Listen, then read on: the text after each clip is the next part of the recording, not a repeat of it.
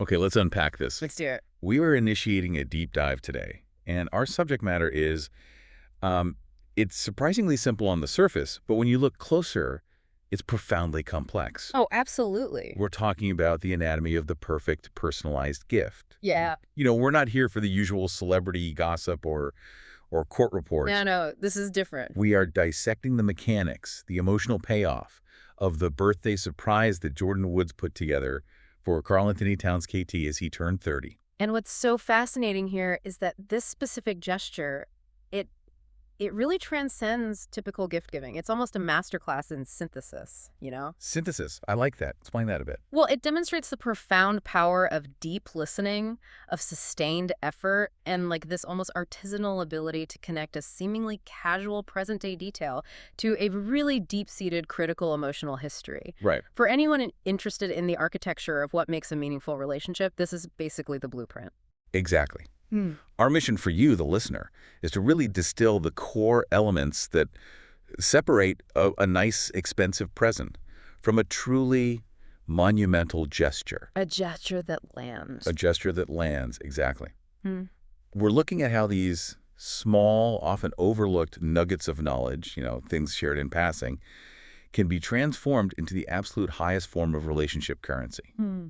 But only, and this is the key, Yeah. only if you have the discipline and the commitment to actually execute on that insight. And that required level of commitment is the true measure of its value. I mean, that's the whole thing right there. Yeah. This was not a quick transactional purchase. This required months of effort, planning, and operational security to maintain the surprise. Oh, secrecy alone must have been. Incredible. It moves way beyond consumerism, just buying something expensive to show affection. And it enters the realm of genuine relationship craftsmanship. And I think that's precisely why it resonated so universally online. Craftsmanship. That's the perfect word for it. It really is. So, okay. Let's start at the beginning. The source material is fantastic because it pinpoints the exact starting line of this multi-month endeavor. Which is so rare. It is. It all started with a simple, quote, casual conversation this past summer. Mm-hmm. And that just shows us, that the most significant relationship data isn't mined in therapy sessions or these major declarations of love. Yeah. It's often found in those low-stakes, off-the-cuff moments when everyone's defenses are down. It's the essential difference between just hearing words and actively, strategically listening to the subtext, you know? Yeah. So Jordyn asks KT this hypothetical question. It's a common conversational prompt, right? If you could drive any car for a day, which one would it be? A classic icebreaker. It's totally a classic. And this question, it's inherently designed to elicit a fantasy response, usually something tied to wealth or speed or status. You expect to hear, a Bugatti, a Rolls-Royce, maybe a vintage race car. And the fact that KT is a highly successful, a very high-earning athlete, that makes the expectation even stronger. In that whole celebrity ecosystem, the default response is usually the most opulent, the most trending item you can think of. It's almost a performance. It is. But his answer immediately served as the first critical piece of data that this moment was different. He stated very clearly that he wouldn't pick anything crazy. And that decision, that conscious choice to bypass all the normal symbols of opulence and status, that tells you everything you need to know about where his true emotional currency lies. Everything. He immediately rejected the materialistic answer in favor of something so much more profound. He didn't want novelty or luxury. He chose history, memory, and comfort. He answered that he would simply pick the car his mom used to drive when he was a kid. Ugh, just hearing that. I know. And this isn't just about a brand or model, right? It's about a specific vehicle that is a tether to his past. And this is where the profound significance really hits home. We know from the source material and just public knowledge that his late mother, Jacqueline Cruz Towns, passed away due to COVID-19. The devastating loss for him and his family. Absolutely devastating. So therefore, this car wasn't just a vehicle used for, running errands. It was a physical artifact tied directly to a precious, irreplaceable memory of the person he lost. It's a symbol of the safety and the structure of his entire childhood. When he said that, he wasn't really requesting a car, was he? He was expressing a deep, nostalgic yearning for a moment in time that he can never, ever revisit. Exactly. A moment tied to his greatest source of pain and loss. Precisely. And had he chosen a Pagani or something, the gift would have been straightforwardly transactional. A high dollar value equals high affection. That's the formula. Right. But by naming his mother's car, he exposed a vulnerability, a raw wish tied directly to honoring a memory that he couldn't replicate through wealth. He basically gave Jordyn the key to his emotional architecture in a totally casual setting. Which is, I mean, that's just an incredible level of trust. Yeah. And it's fascinating what this tells us about the nature of celebrity relationships themselves. So many of them are defined by what is visible. The trips, the clothes, the watches. For KT to value that specific, non-flashy memory over the flashiest car on the market, it just validates the authenticity of his character and his value system. It totally does. And it sets a really high bar for his partner. The moment he gave that answer, Jordyn was faced with a choice. Yeah. What do you do with that information? Exactly. Most people, upon hearing a poignant memory like that, they just say, oh, that's so sweet, Acknowledge the sentiment and then tuck the memory away. It becomes a nice shared moment, and that's it. Nothing more. Right. But Jordyn didn't let it become just a nice shared moment. She realized the immense sentimental weight carried by that response, and she noted that she decided to run with it literally. That's the pivot point. That is where intense listening turns into decisive action. And that decision, that transition from just acknowledging it to taking action, that is the first massive insight for you, the listener. A casual comment can reveal a profound, often unconscious yearning. Unconscious. And honoring that yearning requires immediate, deliberate action and sustained commitment. She realized that fulfilling this wish wasn't about simply finding the model of the car. It was about replicating a specific feeling. The feeling of stepping back in time. Yes, back to his childhood, back to his mother's presence. That emotional target is what dictated the immense multi-month effort that followed. I think we need to just emphasize that transition a little bit more. Because it's not just that she remembered the conversation, right? No. It's that she recognized the rarity of the request. She understood that for a man who could easily afford any vehicle on Earth, the choice of his mother's old car meant that this specific object held a value that money simply couldn't buy. It was priceless. It was absolutely priceless. And she treated that casual detail as mission-critical intelligence. Absolutely. And think about the risk involved in this decision, too. Oh, yeah. If she had tried and failed or waited too long, the opportunity would have been lost. And the memory, maybe even slightly cheapened by the attempt. Oof, that's a good point. But by immediately internalizing it as a mission, she validated the memory and she secured the emotional reward. This immediate stealth mobilization is what turns great intention into a monumental gesture. It's the difference between saying, I love you, and showing it over months of silent, dedicated work. Okay, let's talk brass tacks, because this is where the whole analysis of effort equals value becomes, well, quantifiable. This is the good stuff. Here's where it gets really interesting. We move from the emotional intelligence of deep listening into the tactical implementation phase. And the source material is very clear. This was not a simple purchase. This was a comprehensive project that required sustained effort over these past months. When you hear that phrase, these past months, you really need to contextualize the logistical nightmare she must have signed up for. A nightmare, yeah. This isn't something you can just order online and have delivered by Amazon Prime. It required planning, massive logistical coordination, a ton of patience, and absolute discretion to maintain this prize for so long. For months. For months. The sheer scale of the undertaking is the proof point that justifies that true love descriptor that the fans later applied to it. Okay, so let's break down the 3 major phases that Jordyn Woods detailed in her Instagram caption, because they really map out the complexity of this mission perfectly. Okay. Phase 1. She had to find the car.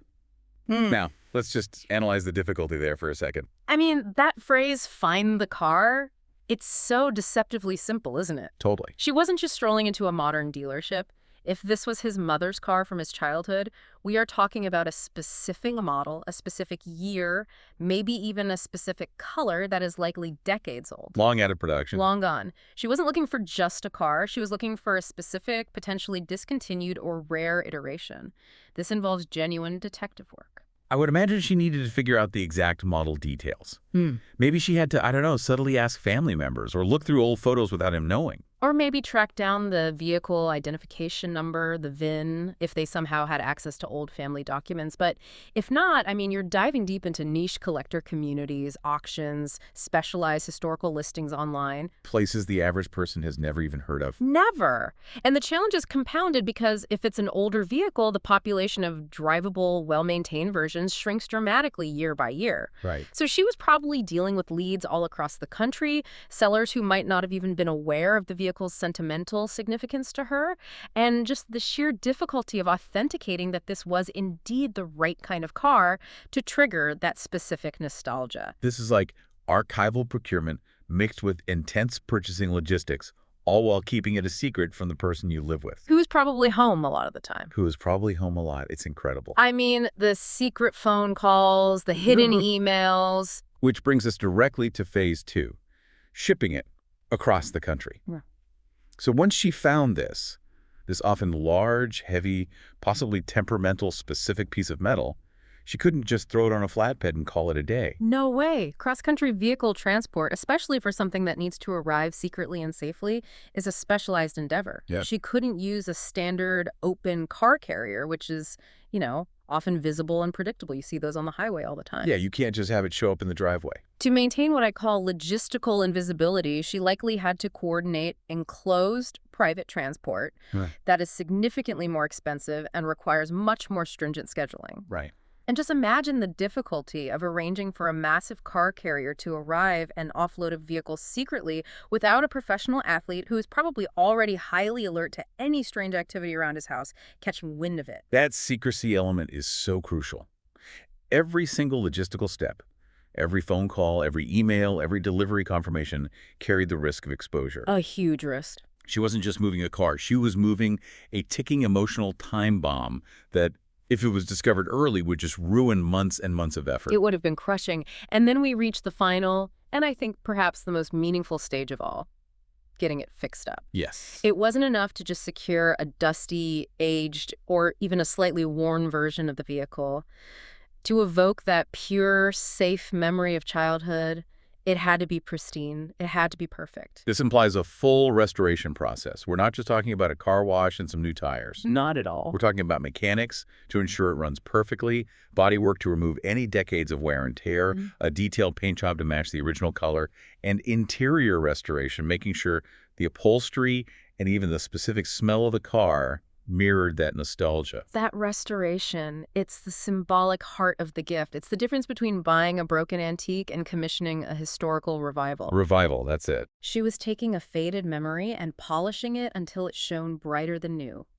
The meticulous attention to detail during this phase is what ensures that when Kate finally sees it, he truly feels like stepping back in time. It's an exact moment, replicated through sheer will and effort. So let's just circle back to the core point here. Value. It's so easy to assume the monetary cost of the car and the restoration is the measure of the gift. Right. What was the final price tag? Exactly. But the value is derived almost entirely from the difficulty and the persistence of the mission. She solved a problem that money alone couldn't fix, and that problem was historical replication. You're so right. If Jordyn had just walked into a high-end dealership and bought a brand new Mercedes G-Wagon, the cost might have been even higher. Easily. But the emotional return on investment would have been minimal because it would have demonstrated zero listening and zero sustained effort. By choosing the path of maximum logistical difficulty, she communicated something profound. What's that? She communicated. I didn't forget that whispered conversation we had this summer, and I spent months dedicating massive resources, time, and hidden attention to making sure that forgotten wish came true. And think about the contrast there. We live in a world that is defined by instant gratification. We use apps to fulfill our desires in minutes. Click a button, it's at your door. Right. This surprise fundamentally rejected that entire paradigm. It required patience, managing disappointment when a lead fell through, and maintaining a long-term goal. That sustained attention is the real massive gift. It's commitment manifested physically and temporally. And let's pose the critical question that enhances this whole analysis. What if she had failed? Hmm. What if she had spent months searching, coordinating logistics, and then discovered the exact model was just unavailable?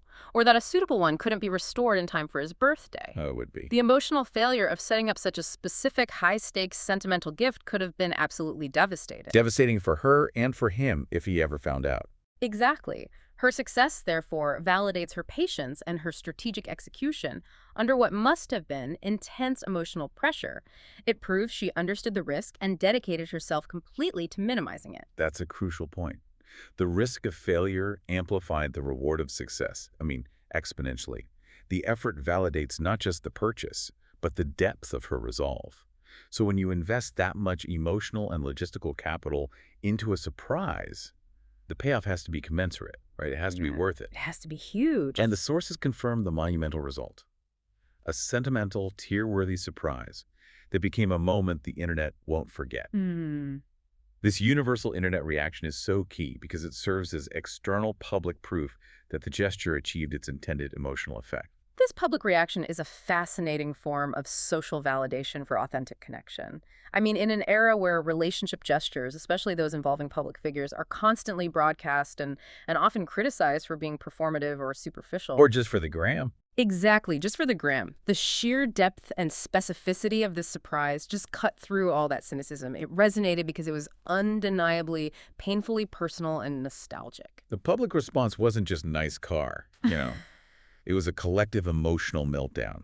Fans were melting and feeling all the love vibes. Not all of them. This collective emotional response validates our core thesis here. Authenticity and deeply personal touches will always outperform superficial gestures. People recognize sustained, genuine effort when they see it. And we should dissect some of the commentary because the fans in the short little social media bursts, they immediately grasped the depth of the commitment and what it implied for the couple's future. Oh, absolutely. So take the user at Artistry by Ellie who said, wow, WW, this is something a wife would do. It's coming this was so thoughtful. The wife analysis. The wife analysis. Yeah. It's profoundly insightful because it moves the gift out of the realm of just dating or even serious courtship and puts it squarely into the realm of permanent marital commitment. It does. It suggests that this intense level of historical memory and sustained logistical effort transcends typical romantic gestures and actually defines what a life partner is. Yes. Exactly. It implies permanence and shared history. A standard partner might buy you a luxury item that reflects your current success. Right, a watch or a trip.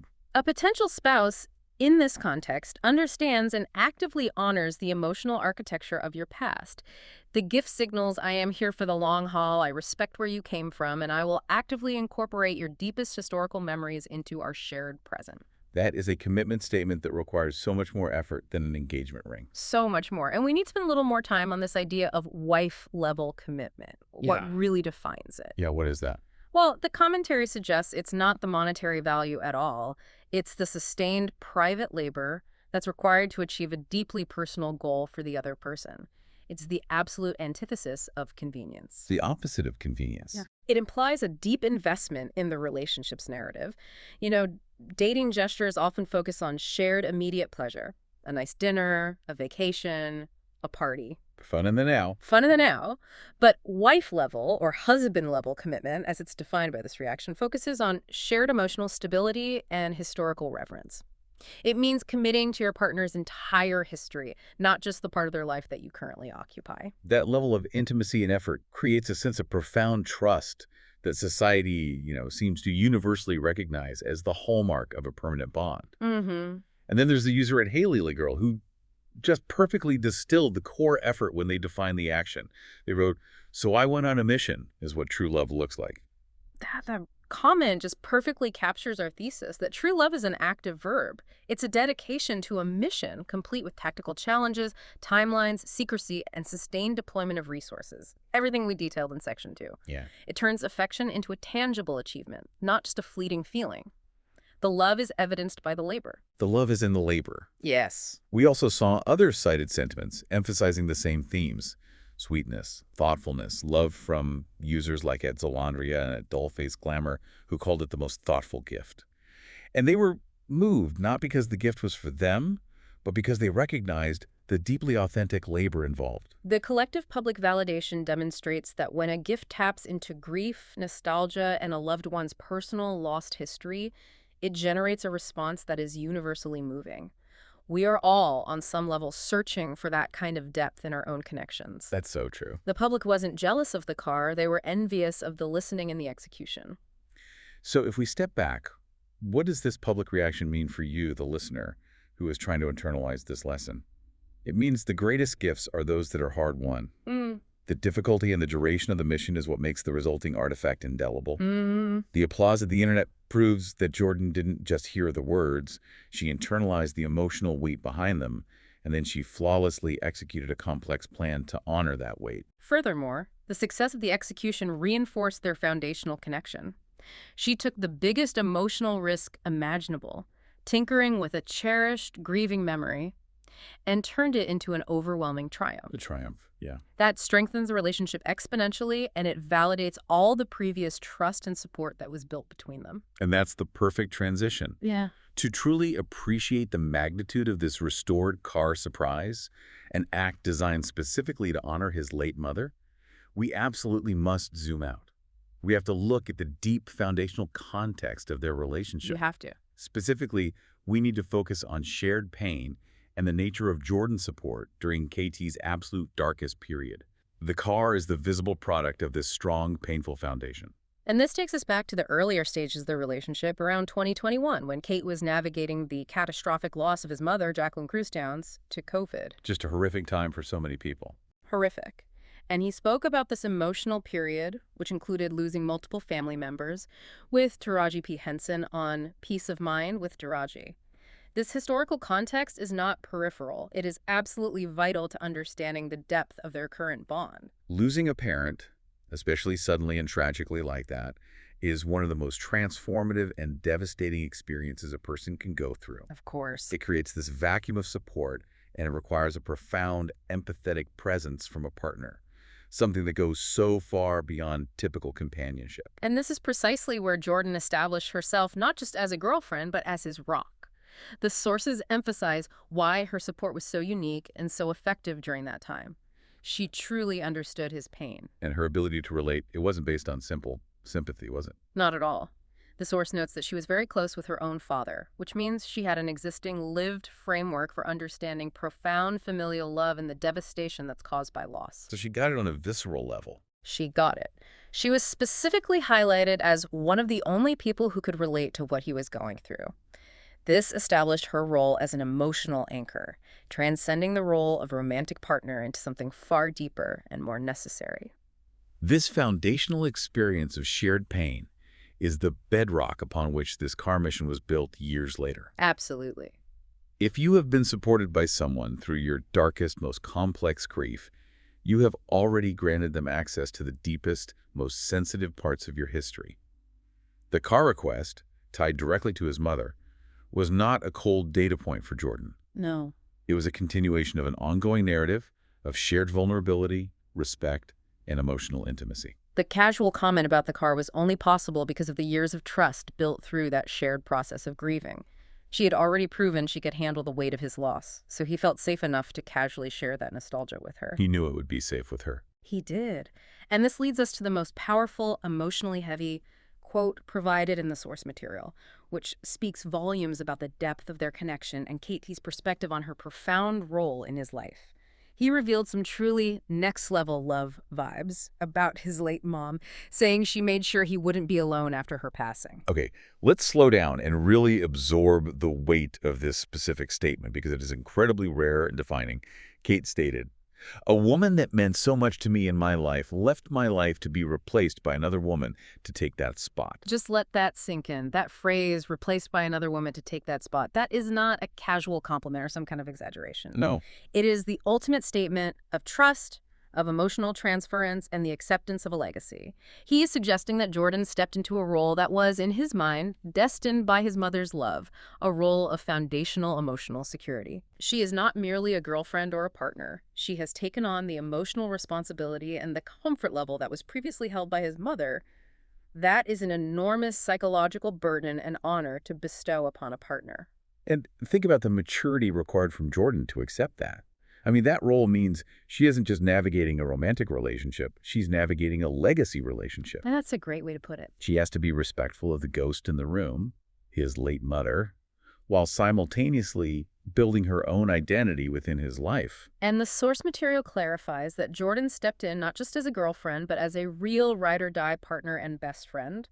This elevates the relationship beyond conventional romance into a shared, alliance-based partnership forged in survivorship and grief management. So when we synthesize this foundational context with the car surprise, the logic just becomes undeniable, doesn't it? It's crystal clear. The gift affirms that Jordyn not only holds that spot as his emotional foundation, but she actively honors the person she replaced by resurrecting and cherishing her memory.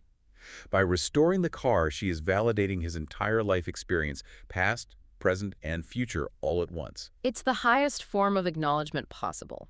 She is demonstrating that she remembers the roots of his identity, the life he had before his current success, and the fundamental structures that shaped him. This gift is a symbolic bridge. It absolutely is. It takes the painful past, acknowledges the enduring love his mother provided, and connects it directly to the hopeful, shared future he is building with Jordyn. And critically, this level of sensitivity and commitment reduces the potential conflict that can so often arise when a new partner enters a life marked by profound parental loss. Oh, for sure. By actively honoring the mother, Jordyn removes any perceived threat to that memory and cements her role as a custodian of that legacy. It's the ultimate demonstration of active love. The profound recognition that you cannot truly love the present person without acknowledging and honoring the people and the memories that shaped them. The immense logistical mission of finding, shipping, and restoring that specific sentimental vehicle becomes an act of profound historical reverence and relational integrity. And it validates KT's feeling that she was meant to take that spot. Completely. So as we conclude this deep dive, let's just recap the journey of this truly extraordinary gesture. Yeah. It began with a whisper, a nostalgic memory shared during a casual summer conversation. That whisper was intensely listened to, was filed away, and then was activated into a grueling, multi-month logistical mission. A mission that involved detective work, cross-country shipping, and painstaking restoration. And the resulting gift wasn't valuable because it was expensive. It was invaluable because it was so profoundly difficult to achieve and executed with such relentless dedication to honoring a cherished memory. And the overwhelming public reaction, calling it the action of a wife in true love, that validates that deep listening and flawless execution lead to gestures that resonate universally as the benchmark for real commitment. We've established that the foundational support Jordyn provided during KT's darkest period, the loss of his mother, created the necessary context for her to understand the true, profound weight of his casual comment about the car. The gift is a symbolic bridge, seamlessly connecting his painful, nostalgic past to the hopeful, shared future they are building together. And if we connect this to the bigger picture and leave you with a final provocative thought, we see that often the most powerful and meaningful way to celebrate the life someone is building with you is by actively honoring the important people and memories from the life they came from. It shows respect for their entire story. Their whole story. So this raises an important question for you, the listener. What seemingly small, nostalgic detail have you heard a loved one mention? A forgotten childhood toy, a favorite long-lost piece of media, a significant location they wish they could revisit. Something you filed away and maybe forgot about. Exactly. What seemingly small detail could be the basis for your next great sustained mission? Find the memory, recognize its weight, and run with it.